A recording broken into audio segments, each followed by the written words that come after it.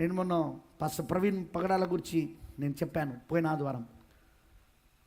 ఆయన అంతకుముందు నాకు తెలియదు. నేను ఎప్పుడు ఆయన ప్రసంగాలు వినలేదు. నేను ఆయన యూట్యూబ్లో ఆయన డిబేట్స్ వినలేదు. ఆయన చనిపోయినాకనే నాకు తెలిసింది. అప్పుడు నేను ఆయన వినడం మొదలుపెట్టిన యూట్యూబ్లో. చాలా మంచి పట్టు కలిగిన వాడు. ఇతర మత గ్రంథాలపైన చాలా బాగా వాదిస్తున్నాడు, చాలా బాగా రుజువు చేస్తున్నాడు మత గ్రంథాలను, వాళ్ళ ఇతర మత గ్రంథాలను కూడా. అయితే అతను చనిపోయాడు, హతసాక్షి అయ్యాడు. అఫ్కోర్స్ ఇప్పుడు ప్రభుత్వం ఏం చేస్తుందో మనకు తెలుసు. అది ఎప్పుడు జరిగేదే, అది చరిత్రలో ఇదివరకు జరిగినాయి, బైబిల్లో కూడా జరిగినాయి అవి. యేసుప్రభుని చంపిన మేము చంపలే అన్నారు శాస్త్రుల పరిశీలి, బైబిల్లోనే ఉంది అది. మీరు జీవాధిపతిని సిలువేసాడు నా పోస్తులు అంటే ఆ ఏసరుడు కూడా మాకు తెలియదు, మమ్మల్ని అన్న అంటే బాగుండదు అని అన్నారు. చంపిందే వాళ్ళు, సిలువేయించిందే వాళ్ళు, మళ్ళీ మాకు ఎన్నో రోజులు అంటాను.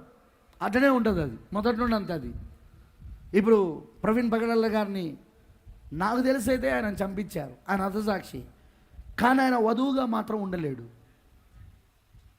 ఆయనకు అవకాశము 1000 ఏళ్ల పరిపాలనలో తర్వాత, 1000 ఏళ్ల పరిపాలన తర్వాత, అదిగో ప్రకటన 21వ అధ్యాయంలో ఒక పునరుద్ధానం ఉంది అక్కడ.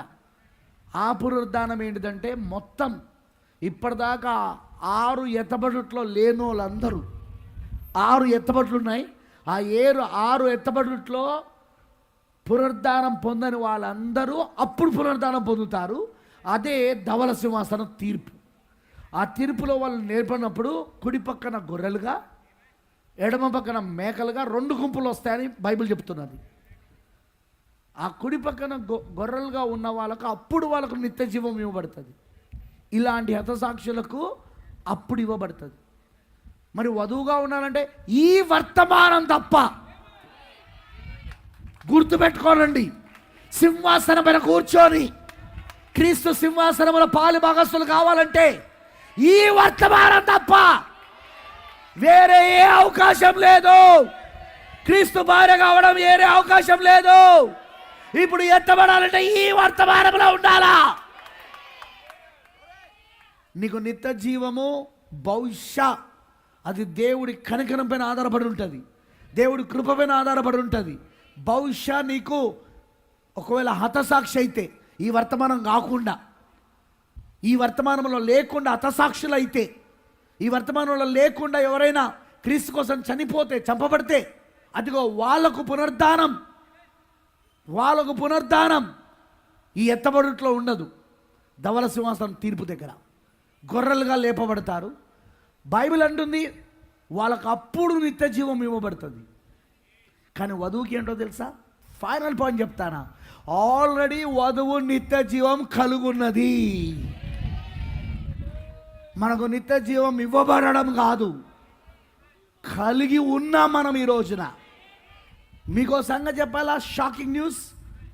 అసలు మీరు పుడుతున్నప్పుడే కలుగుని పుట్టారు. మీకు మధ్యలో నిత్య జీవం ఇవ్వబడలేదు. వధువుకి, పెళ్లి కుమార్తెకు మధ్యలో ఇవ్వబడలేదు. ఎందుకు? ఈ పెళ్లి కుమార్తె జగత్తు పునాది వేయబడక మునిపే, లోక పునాదులు వేయబడక మునిపే ప్రేమ చేత క్రీస్తులో ఏర్పరచబడింది. ఈమె దైవత్వంలో భాగం, ఈమె నిత్య జీవంలో భాగం. ఈమె బ్రదర్, ఈ వర్తమానం నీకు నిత్య జీవాన్ని ఇవ్వదు. అవును, ఆల్రెడీ నిత్య జీవం నీకున్న దానిని బయటికి తీస్తుంది. అది వర్తమానం. నువ్వెవరో చెప్తుంది. నీలో ఉన్న నిత్య జీవాన్ని బయటికి తీస్తుంది. నీలో ఆల్రెడీ ఉన్న నిత్య జీవాన్ని అది బయటికి తీసి, నువ్వు దైవత్వంలో భాగమై ఉన్నావురా బాబు, అమ్మా నువ్వు దైవత్వంలో భాగమై ఉన్నావు, నువ్వు ఏర్పరచబడ్డావు, ఎన్నుకోబడ్డావు. నువ్వు ఆయనలో శరీరంలో శరీరం, రక్తంలో రక్తం, మాంసంలో మాంసం, ఆయన ఆత్మలో ఆత్మ, ఆయన ప్రాణంలో ప్రాణం, ఆయన సగభాగం నువ్వు అని చెప్పేది, బయటికి తీసేది వర్తమానం. కానీ వీళ్ళందరూ అది కాదు, వధువు కానీ వాళ్ళందరూ అది కాదు. వాళ్ళకు నిత్య జీవం ఇవ్వబడుతుంది, ఇప్పుడు కాదు, తర్వాత.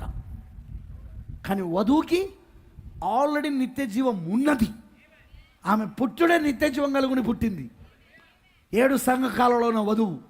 ఎందుకు? ఈమె ఆల్రెడీ దైవత్వంలో భాగం. జగద్పునాథ్ వేయబడక మునుపు నిత్య జీవాన్ని కలుగుండి పుట్టావు.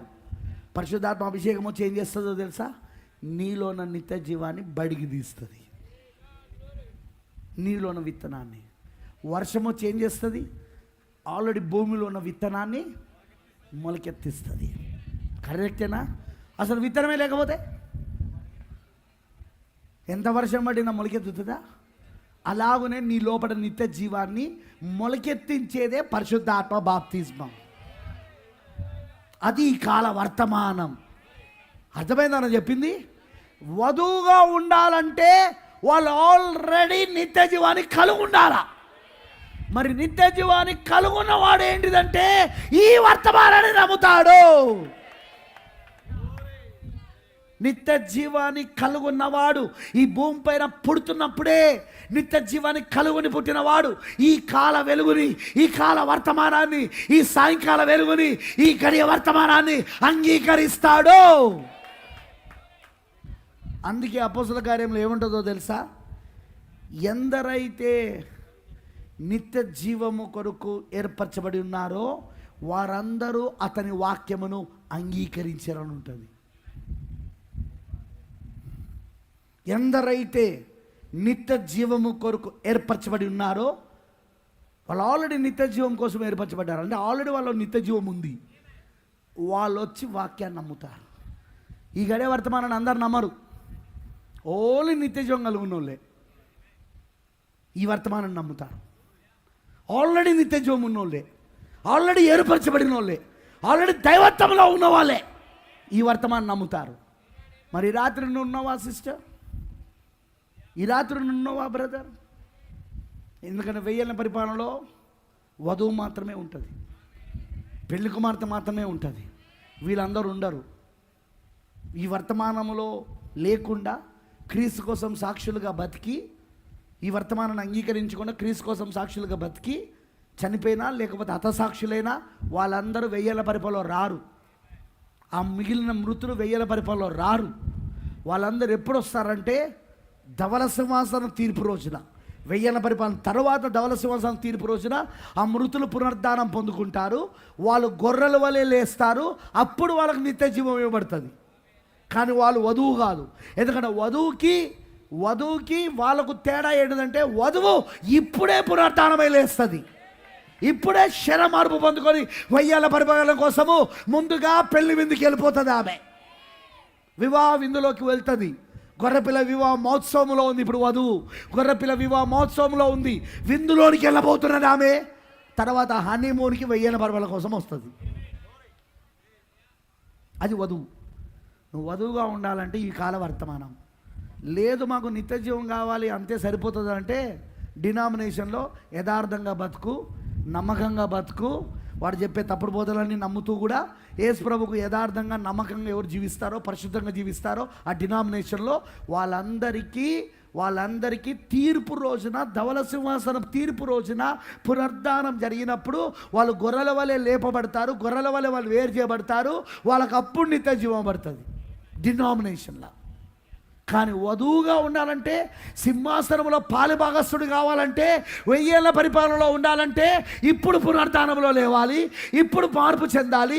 అది ఈ కాల వర్తమానమును అంగీకరిస్తే తప్ప నువ్వు వధువుగా ఉండలేవు.